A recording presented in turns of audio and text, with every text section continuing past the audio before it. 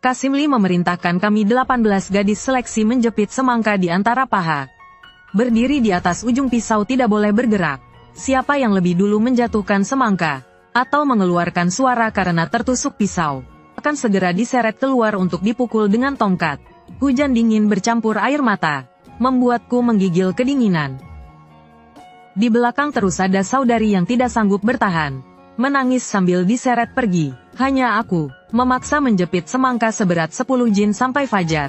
Aku menonjol, menjadi orang yang terpilih. Malam itu, aku dikirim ke istana kaisar untuk menemani tidur. Karena kesehatan kaisar rusak sejak kecil, jadi harus memilih satu dari kami para wanita subur untuk meneruskan keturunan. Hanya saja aku punya satu kemampuan lebih. Aku bukan hanya bisa melahirkan, juga bisa menentukan jenis kelamin anak dalam kandungan. Bahkan rupanya, tidak lama kemudian, aku pun hamil, mau anak laki-laki atau perempuan.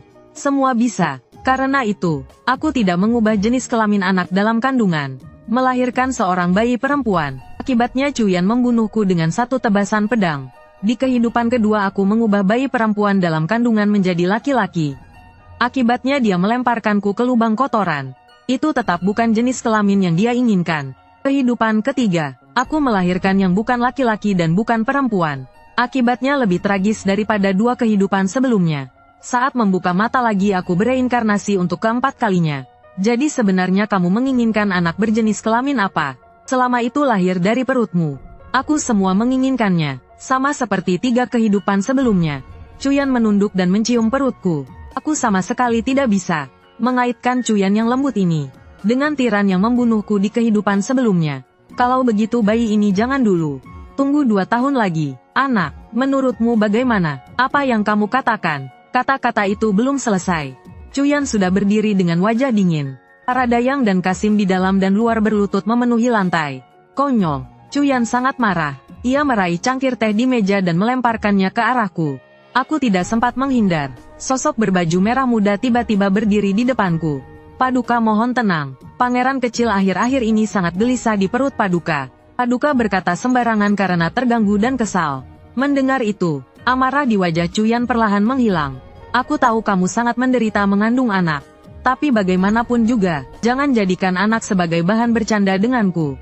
Kamu jelas tahu betapa aku menantikan kelahiran anak ini. Bertahanlah sedikit lagi. Tinggal 2 hari lagi, kamu bisa melahirkan anak di dalam perutmu. Perempuan di keluargaku terlahir sangat subur. Tidak hanya bisa memberi keturunan bagi pria mandul, juga bisa mengendalikan jenis kelamin janin. Bahkan setelah janin cukup bulan, bisa memilih sendiri waktu melahirkan anak. Pada hari pertama aku hamil, Cuyan sudah menyuruh orang menghitung jam Chen 3 kedua hari kemudian. Anak yang lahir akan memiliki takdir mulia legendaris. Tidak hanya anak itu akan sangat cerdas, bahkan orang tua juga akan mendapat berkah. Sayangnya waktunya memang waktu yang baik. Tapi anak yang kulahirkan tidak ada satupun yang berakhir baik. Cuyan melihat wajahku tidak baik. Dia benar-benar mengira aku tersiksa oleh anak itu. Lalu menenangkanku beberapa kalimat. Cuyan baru saja pergi.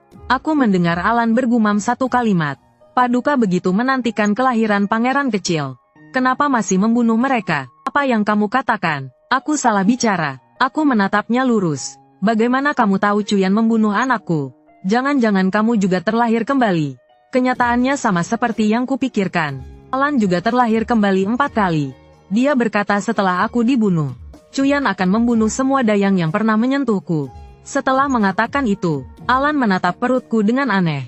Yang mulia, kenapa Paduka melakukan ini? Apa mungkin anak di perutmu bukan miliknya? Aku langsung melompat marah. Mana mungkin, Cuyan tidak mampu sebagai pria. Karena waktu kecil pernah diracuni orang. Dan setelah meracuninya, orang itu bahkan pernah menyebarkannya besar-besaran. Mengatakan dirinya merusak bagian berharganya. Menyebabkan seluruh dunia mengetahuinya. Cuyan tidak bisa membuat wanita hamil. Tidak tahu apakah karena hal ini. Setelah Cuyan naik tahta, dia tidak pernah mengambil satu selir pun. Dan setiap pria yang pernah menyentuh istana belakang, semuanya diambil bagian pentingnya. Saat pertama kali aku dibunuh, aku sudah pernah memikirkannya. Apakah Cuyan mengira anak itu bukan miliknya? Karena itu dia begitu marah.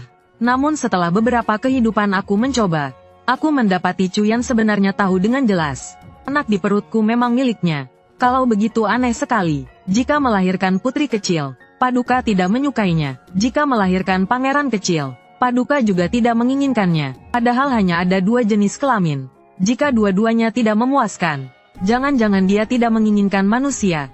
Alan awalnya hanya bercanda. Tak disangka setelah mendengarnya aku langsung melonjak. Mungkin Paduka kita memang bukan manusia. Sebelum aku masuk istana, ibu pernah mengundang mamat istana ke rumah untuk mengajariku tata krama. Di waktu senggang, orang itu pernah menyebutkan beberapa hal tentang masa kecil Cuyan. Ibu Cuyan dulu adalah dayang utama di sisi mendiang kaisar.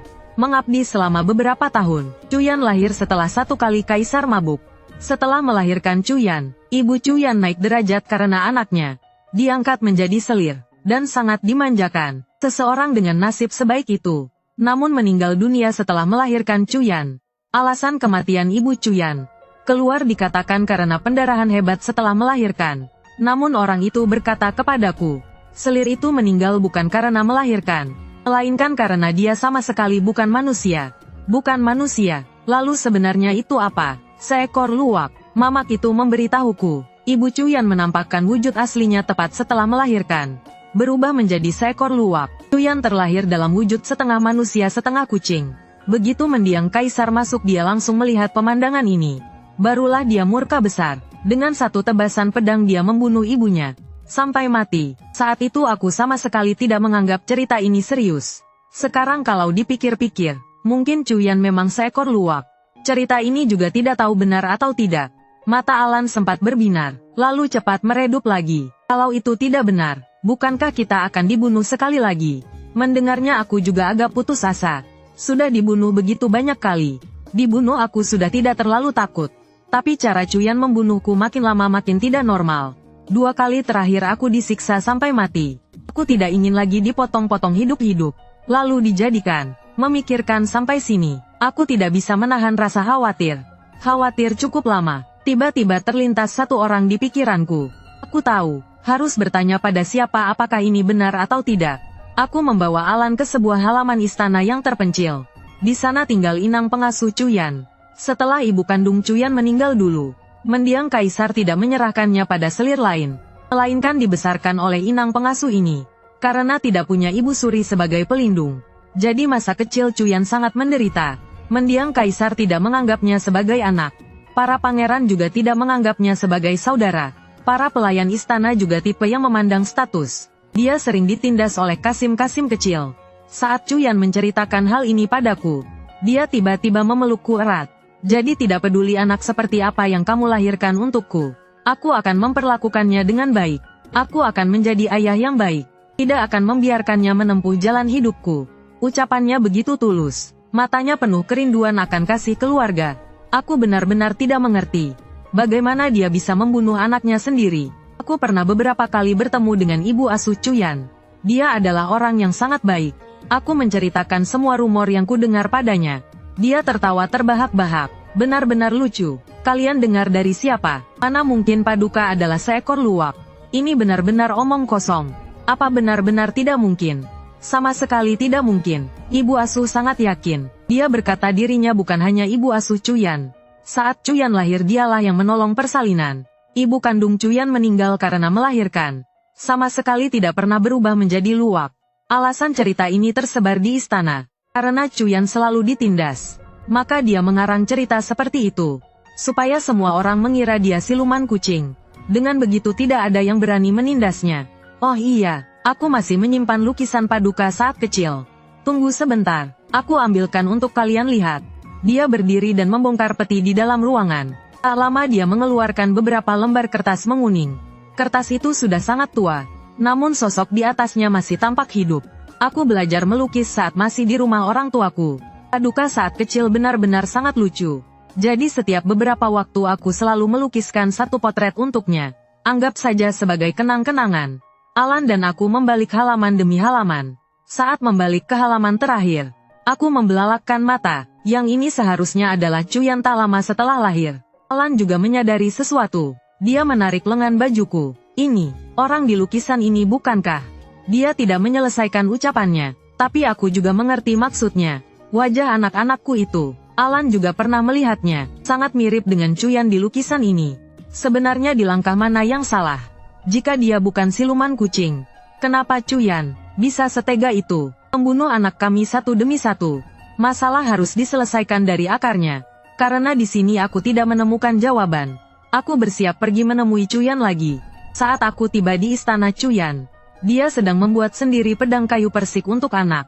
Melihatku datang, dia memanggilku mendekat. Saat anak lahir nanti, dia sudah bisa memainkannya. Menurutmu dia akan menyukai ini yang kubuat? Aku sedikit mengerutkan kening. Cuyan jelas adalah penguasa tertinggi, namun suka membuat mainan kecil untuk anak dengan tangannya sendiri. Gendang mainan pedang kayu persik tombak berjumbai versi kecil. Dulu, aku hanya mengira dia benar-benar menyukai anak. Baru sekarang aku menyadari ada yang janggal. Cuyan jelas tahu bayi di perutku adalah perempuan, namun yang dia buat semuanya mainan anak laki-laki. Paduka, sebenarnya Paduka lebih menginginkan anak laki-laki. Benar kan? Cuyan tertegun. Setelah lama dia baru bicara. Kian, kamu ingin mendengar kejujuran? Paduka, jika Paduka benar-benar menginginkan anak laki-laki aku bisa. Anak laki-laki atau perempuan, bagiku sama saja. Aku melakukan semua ini, bukan hanya untuk anak, tapi juga untuk diriku sendiri. Cuyan berkata mendiang kaisar juga suka membuat mainan kecil. Namun itu semua untuk pangeran lain. Tidak pernah ada bagian untuk Cuyan. Dan Cuyan memberitahuku, dia bukan hanya membuat mainan anak laki-laki, mainan anak perempuan juga ada. Dia menggenggam tanganku, lalu membuka sebuah lemari. Di dalamnya penuh boneka kain yang jelek.